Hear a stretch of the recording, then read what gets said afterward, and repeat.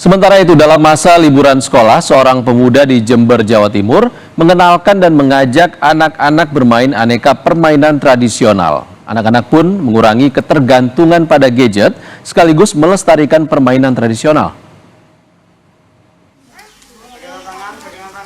Liburan sekolah menjadi masa yang diisi dengan aktivitas yang menggembirakan, sekalipun jika dilakukan di halaman rumah. Seperti yang diprakarsai oleh Abdul Adim, seorang pemuda di Desa Ajung, Kecamatan Ajung, Jember, Jawa Timur. Ia mengenalkan dan mengajak anak-anak di sekitar rumahnya bermain aneka permainan tradisional. Mulai dari egrang bambu, lompat tali, dakon, dan dur salindur.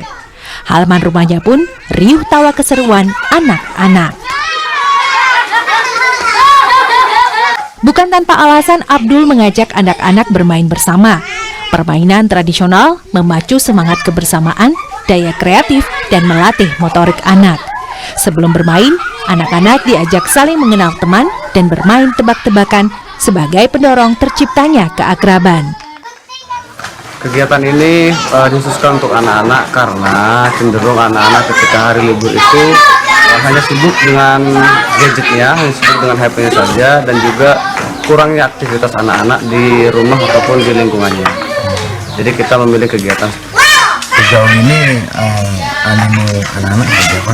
Alhamdulillah, antusias anak-anak itu sangat baik dan juga animonya sangat bagus terhadap kegiatan-kegiatan ini. Dan anak-anak sangat kooperatif sekali dan juga sangat kompak ketika ada kegiatan seperti ini. Main dakon.